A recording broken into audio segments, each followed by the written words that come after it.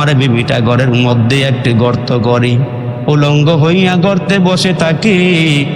আমি যখন মসজিদ থেকে ঘরে যাই, আমার জামাটা খুইলে আমার বিবিরে দেই, বিবি আমার নামাজ আদায় করে, আর আমি উলঙ্গ হইয়া গর্তের ভিতরে বসিয়া থাকি। আল্লাহু আকবার জোরে বলেন। এমন দরিদ্র মানুষ এই জমানায় নাই। সাহাবীরা কেমন দরিদ্র, কেমন অসহায়ত্বের জীবন কাটিয়েছেন। একটা মাত্র জামা স্বামী পইরা মসজিদে আসে, আবার স্বামী নামাজ শেষ করে ঘরে যায়, গর্তেতে ঢুকে বসে যায়, বিভিন্ন এটা পইরা আবার নামাজ আদায় করে। ওই সালাবা ইবনে হাতেব বলে, নবী আপনি আমার জন্য একটু দোয়া করেন, আল্লাহ যেন আমাকে সচ্ছলতার জীবন দান করে, সম্পদ দান করে। সুবহানাল্লাহ বাবা। কিন্তু নবীজি বললেন, শোনো, আমি যেই হালাতে আছি এই হালাতটা কি তোমার ভালো লাগে না, পছন্দ হয় না? সচ্ছলতার চেয়ে দরিদ্রতার জীবন উত্তম। সুবহানাল্লাহ বলেন। তারপর সালাবা ইবনে হাতেব বলে, রসুল একটু দোয়া করেন, আল্লাহ যেন আমার সম্পদ দেয়। পরপর কয়েকবার বলার পরে আল্লাহ রসুল বলেন, আমার পন্থাটা অবলম্বন করো, এটা উত্তম পন্থা। আমি যে হালাতে আছি, আল্লাহ রসুল বলেন, যদি ইচ্ছে করি আল্লাহর কাছে হাত বাড়াইয়া দেই, মদিনার সমস্ত পাহাড়গুলো স্বর্ণ হয়ে আমার পিছনে পিছনে ঘুরবে। আমি এটা চাই না, আমি পরকাল চাই। জোরে কোন সুবহানাল্লাহ। তারপরও সাহাবা ইসাকে, হুজুর একটু দোয়া করে দেন। আল্লাহ পাকে রসুল বললেন, আচ্ছা ঠিক আছে, তোমার জন্য দোয়া করবো, আল্লাহ তোমার সম্পদ দিবে, তবে তুমি কি করবা বলো? কয় নবীজি, আমি সবার হক আদায় করব। টাকা দিলে, সম্পদ দিলে একটা অংশ গরিবের মাঝে বিলীন করে দিব, আর একটা অংশ আমি আমার নিজের জন্য রাখবো, আর একটা অংশ আত্মীয় স্বজনকে দিব, আর একটা অংশ মসজিদ মাদ্রাসায় আমি দেখা দেখা দান করব। ওয়াদা করছে নবীর সাথে যে হুজুর আমি যার যার হক আদায় করব। রাসূল দোয়া করছে, আল্লাহ তাকে সচ্ছলতার জীবন দান করো, তারে সম্পদ দান করো। নবীজির দোয়া আল্লাহর দরবারে কবুল হয়ে গেছে। আর একটু জোরে বলেন সুবহানাল্লাহ।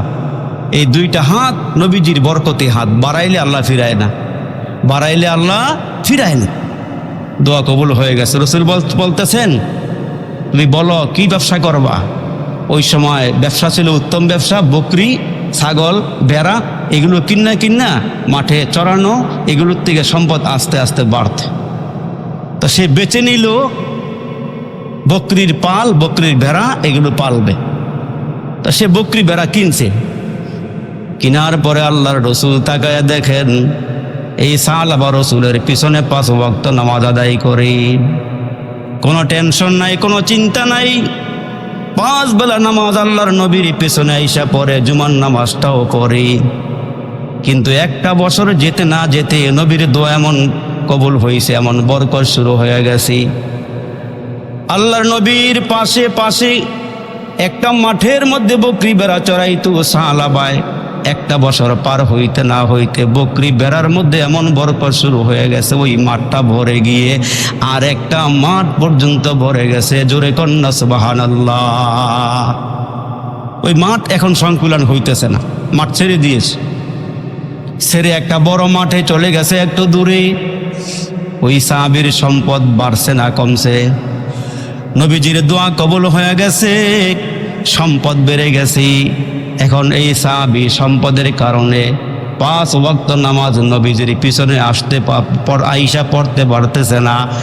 এখন শুধুমাত্র কেবলমাত্র জোহরের নামাজ আর আসরের নামাজটা নবীজির পিছনে পড়ে, বাকি নামাজগুলো মাঠের মধ্যেই পড়ে ফেলে। সম্পদ বাড়ার কারণে বান্দার টেনশন বেড়ে গেছে, সময় নাই, এখন সুযোগ নাই। এখন 2 ওয়াক্ত নামাজ পড়ে, 5 বেলার থেকে কয় বেলা পড়ে? 2 বেলা পড়ে, আর বাকি 3 বেলা নামাজ মাঠেই পড়ে ফেলে। এখন চলতেছে চলতেছে চলতেছে, আরেকটা বছর পার হয়ে গেছে। তার সম্পদের মধ্যে এমন বরকত শুরু হয়েছে, 2 নম্বর মাঠ পরিবর্তন করে এখন 3 নম্বর মাঠ হয়ে গেছে। এখন শুধুমাত্র আল্লাহ রসুলের পিছনে জুমার নামাজটা পড়ে, বাকি 5 ওয়াক্ত নামাজ সে মাঠের মধ্যেই পড়ে, জামাত ছেড়ে দিয়েছে। সম্পদ বাড়ার কারণে আস্তে আস্তে সে এমন হইতেছে, দুনিয়া সে এমন করে ধরছে, আখিরাত আস্তে আস্তে পিছনে পড়ে যাইতেছে। এখন শুধুমাত্র সপ্তাহে একদিন নবীজির পিছনে আইসা জুমার নামাজটা আদায় করে।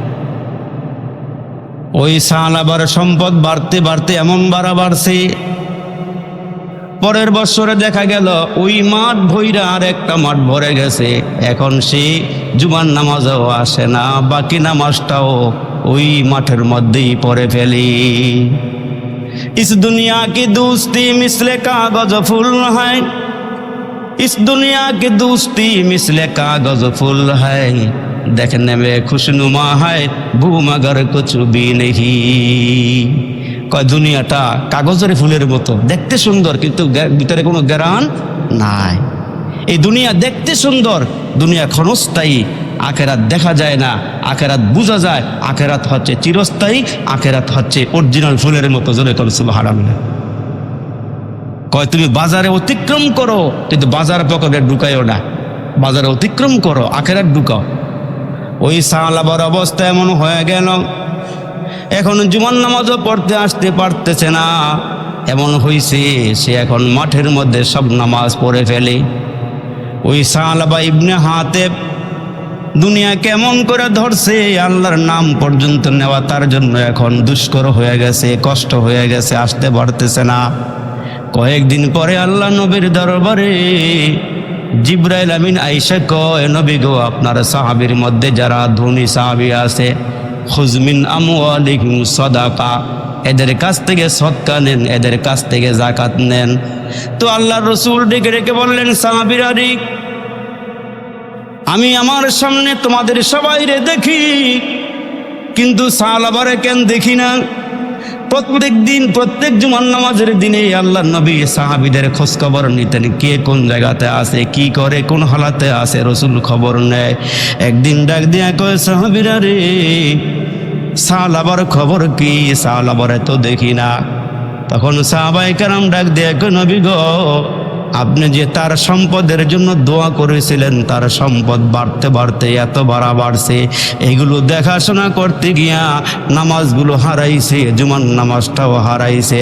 এখন শুধু গো নবীজি, সে নামাজ পড়ে তবে জামাতে পড়তে পারে না, সম্পদ দেখতে গিয়ে অসুবিধা হয়, এই জন্য সে নামাজগুলো ওই মাঠের মধ্যেই পড়ে ফেলে। এই খবরটা আল্লাহর নবী শোনার পর তিনবার বললেন, ইয়া ওয়াইহা সালাবা, ইয়া ওয়াইহা সালাবা, ইয়া ওয়াইহা সালাবা। সালাবার জন্য আফসোস, সালাবার জন্য আফসোস, সালাবার জন্য আফসোস। তিনবার এই কথাটা আল্লাহ নবীর জবান মুবারক দিয়ে বের হয়ে গেল।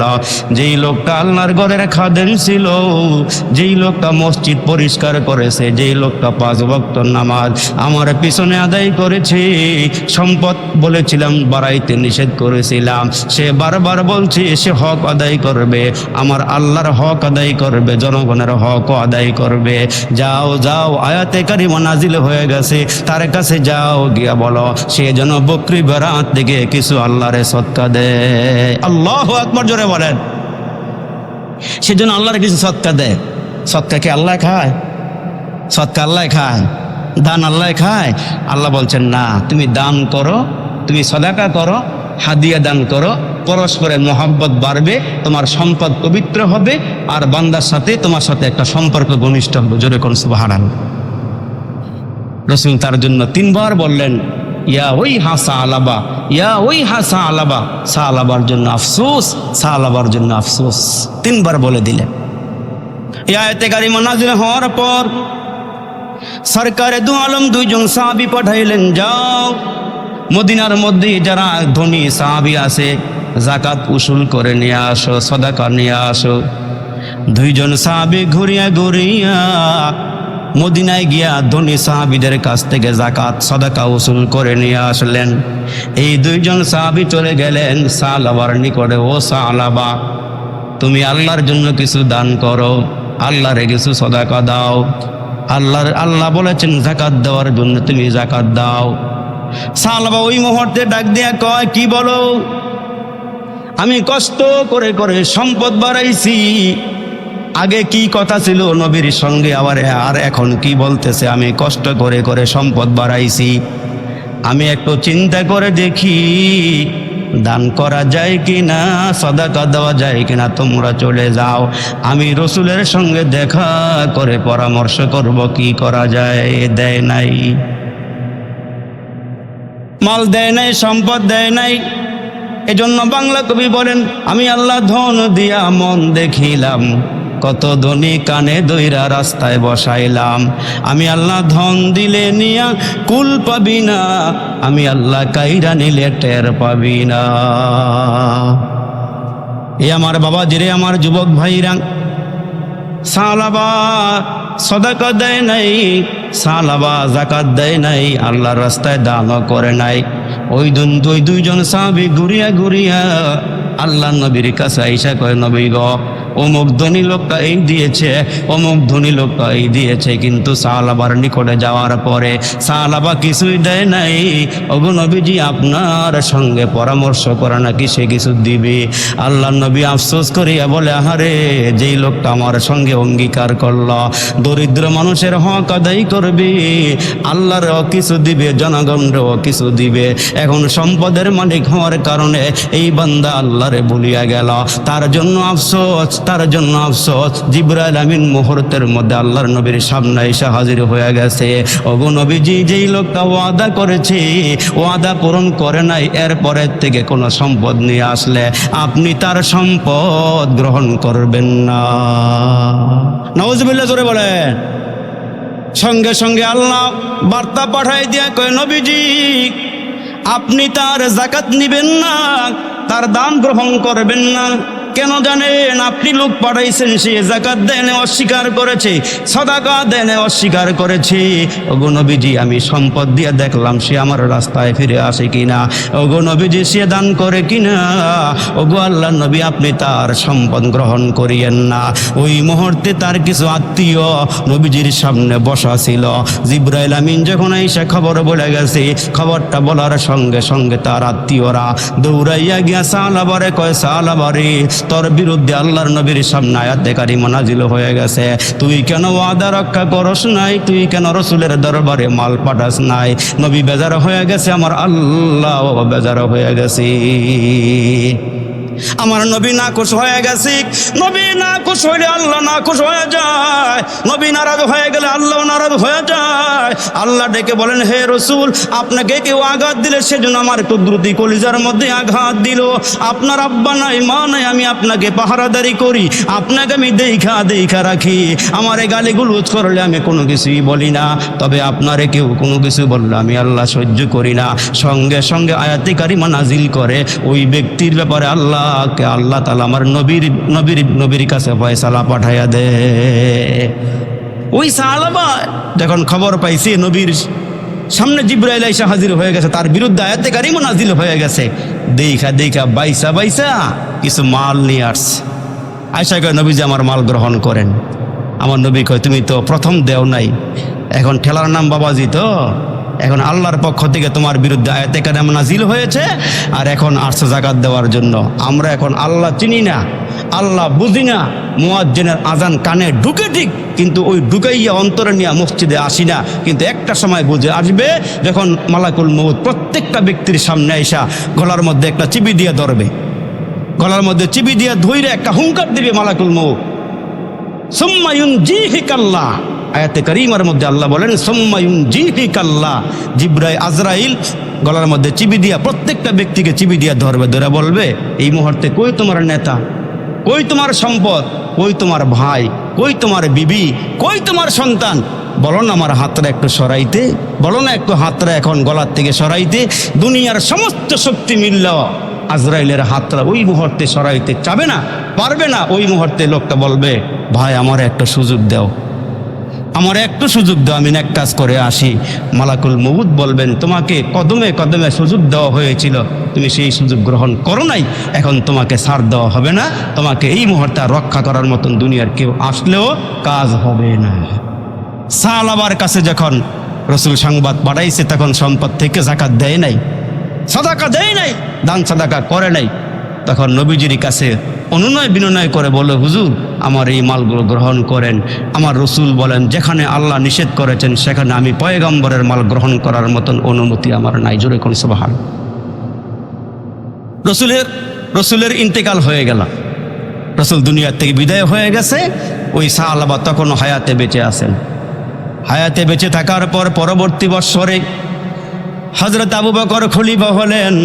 আবু বকরের দরবারে সাহাবা আবার কিছু সম্পদ নিয়ে আসছে। আয়েশা বলে, ওগো নবীর সাহাবী, আপনার দিলটা নরম, আল্লাহ পাক রব্বে কারীম নরম দিল দিয়ে আপনারে বানাইছেন, আপনি আমার সাদাকাগুলো গ্রহণ করেন, আমার সম্পদের যাকাত গ্রহণ করেন।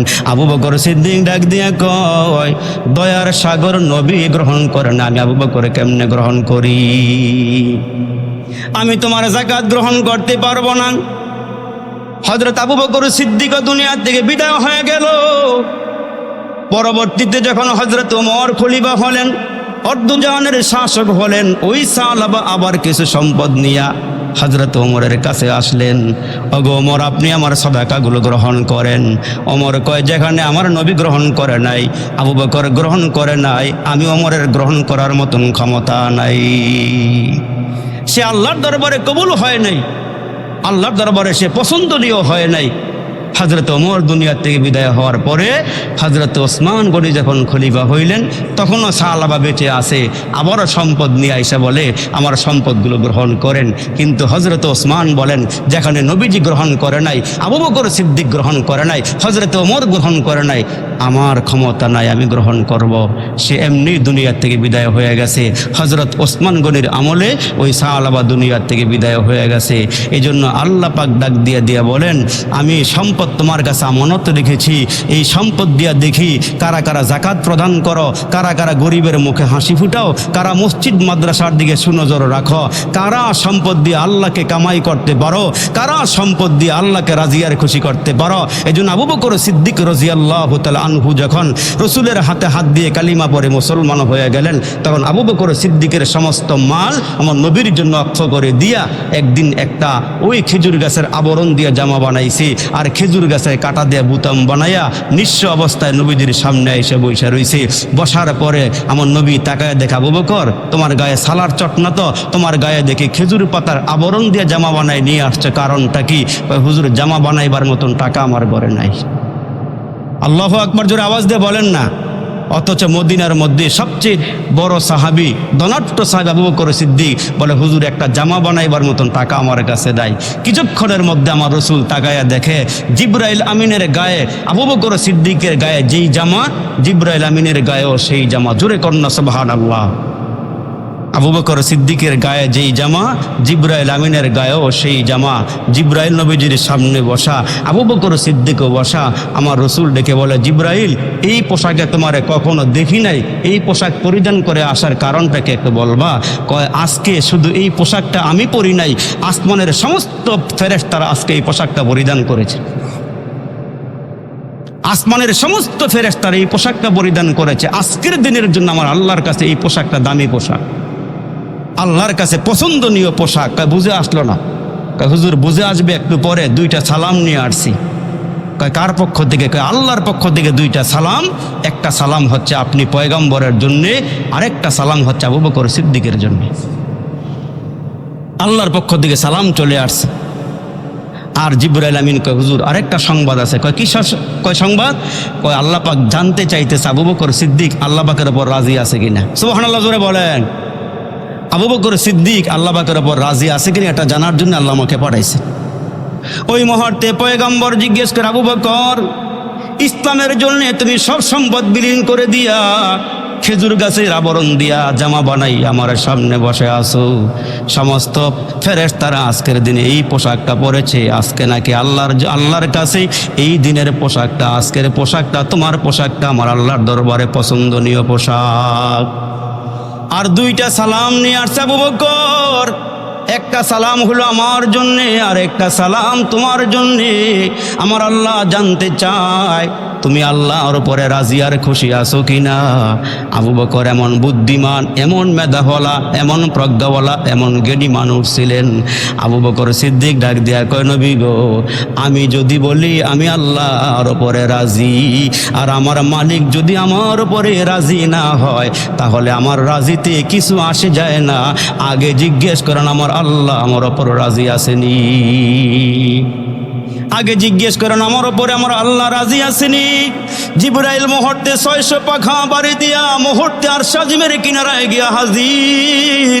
আমার আল্লাহকে জিজ্ঞেস করে মালিক আবু বকর সিদ্দিক জানতে চায় আপনি তার উপর রাজি আছেন কিনা, আপনি তার উপর খুশি আছেন কিনা।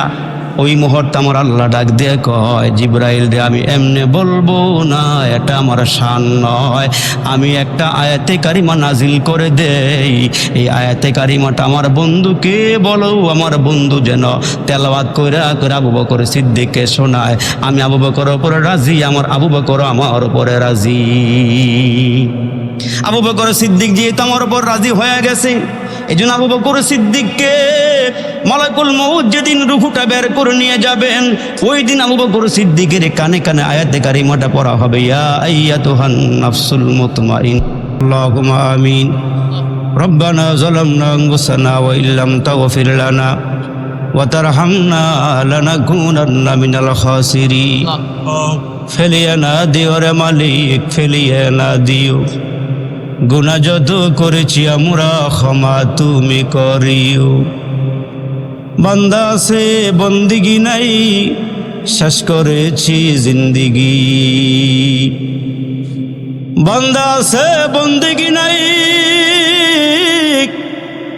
শেষ করেছি জিন্দিগি। পরকালের বিচার দিনে এ পাপীদের উপায় কি? মাফ করে দাও রে মালিক, মাফ করে দাও, মাফ করে দাও রে মালিক, মাফ করে দাও। গুনাহ যত করেছি আমরা ক্ষমা তুমি দাও। জ্বালায়ও না আমরা রে আল্লাহ,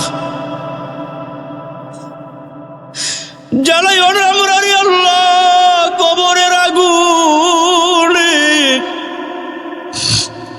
জ্বালায়ও না আমরা রে আল্লাহ দুজখের আগুনে। এমন কঠিন আগুন সহিব কেমনি? ভাই বন্ধু সবাই মিলে কবরে শোয়া বুকে দিবে মাটি। ভাই বন্ধু সবাই মিলে কবরে শোয়া বুকে দিবে মাটি। সবগুলো দরজা বন্ধ করে দিবে জনমের লাগি। বেগুনা পাঠাইছ মালিক, গুনা নিয়ে যাব। কবরে হাসরে তোমায় কেমনে মুখ দেখাবো?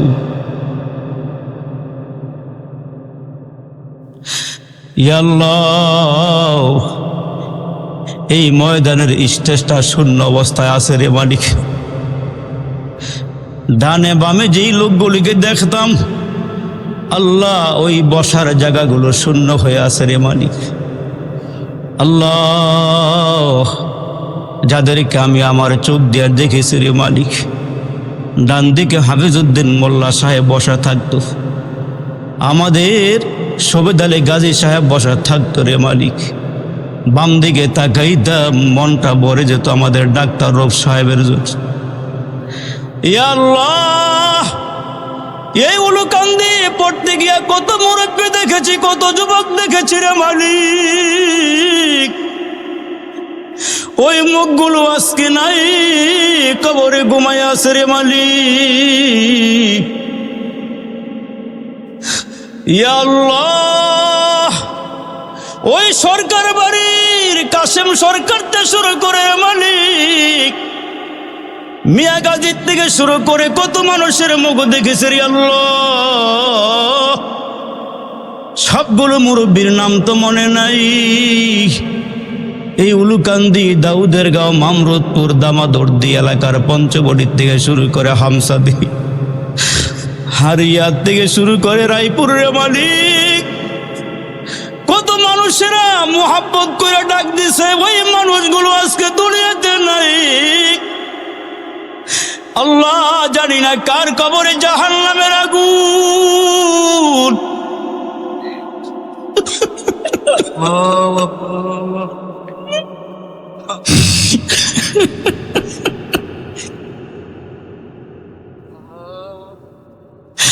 ইয়া আল্লাহ, জানি না কার বাবার কবরে জাহান্নামের আগুন।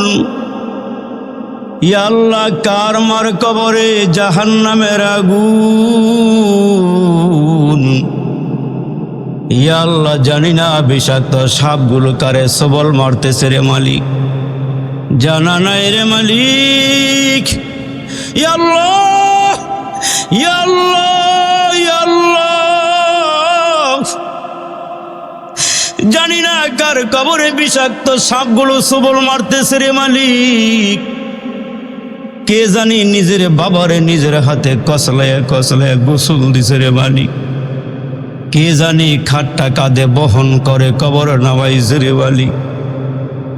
বাবা যেদিন বিদায় হয়ে কবর দেশে রওনা দিয়েছে রে আল্লাহ, বাবার কিনারায় দাঁড়ায়া দাঁড়ায়া, বাবার কিনারায় দাঁড়ায়া দাঁড়ায়া সন্তান বাবার মুখের দিকে তাকায়া বলে, বাবা রে কই যাও, কই যাও রে বাবা, এ বাবা কই যাও।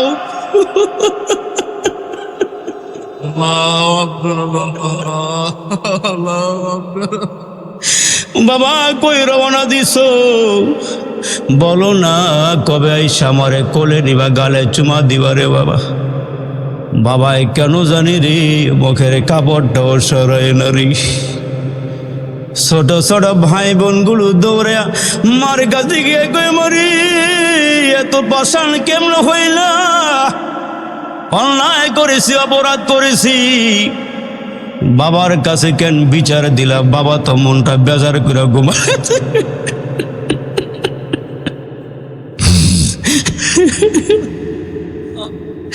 বাবা তো মনটা বেজার করে খাটিয়াতে শুইছে, বাবাই তো কোনো আওয়াজ দেয় না রে মা। মা সন্তানের মুখের দিকে তাকায় তাকায় জীবনের মতো এই চেহারাটা দেখালো, এই চেহারার মানুষটা কোনোদিন ঘরে আসবে না, কোনোদিন টান দিয়া কোলে নিবে না। এরে বাবা দিলটারে নরম করে দেস না রে ভাই, এ বাবা দিলটারে নরম করে একটা ফোঁটা পানি বাবারে দাও না। এ যুবক এক ফোঁটা দুই ফোঁটা চোখের পানি দেস না বাবার কবরে, মার কবরে রে যুবক। আজকে কার আব্বার রুহু যেন আজকে মাহফিলের চতুর্দিকে ঘুরে রে, কার মা রুহুরে মাহফিলের চতুর্দিকে ঘুরতেছে। সন্তানকে ডাইকা ডাইকা কয়, তোমার কাছে কিছু চাই না রে সন্তান, একটু চোখের পানি দে, আমি কবরে লয়ে যাই, আগুনটারে নিভাইয়া দেওয়া হোক। তোমার চোখের পানি এত দামি রে বাবা, যুবক এত পানি দামি। কবরের মধ্যে যখন তোমার আমার চোখের পানি দেওয়া হবে, আওয়াজ দেওয়া হবে কিসের পানি, জমজমের পানি নাকি আবে হায়াতের পানি,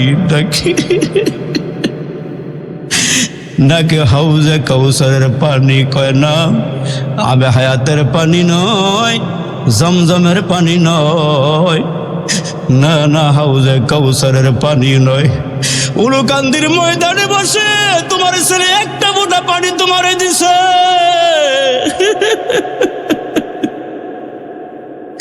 এক ফোঁটা দুই ফোঁটা পানি সন্তান মায়ের দিছে, বাবারে দিছে।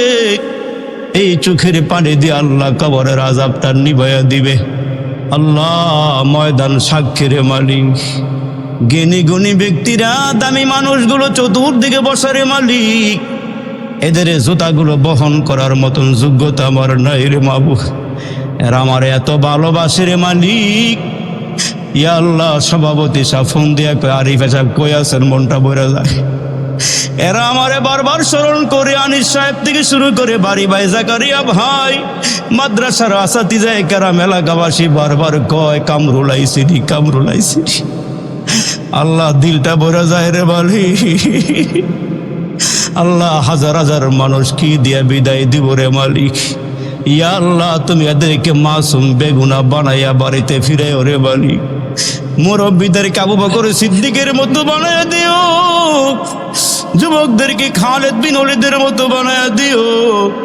আল্লাহ আমার ওস্তাদ মহোদয়দেরকে তুমি কবুল করে নিও। ইয়া আল্লাহ এদেরকে দিনের রাহবার হিসাবে কবুল করে নিও।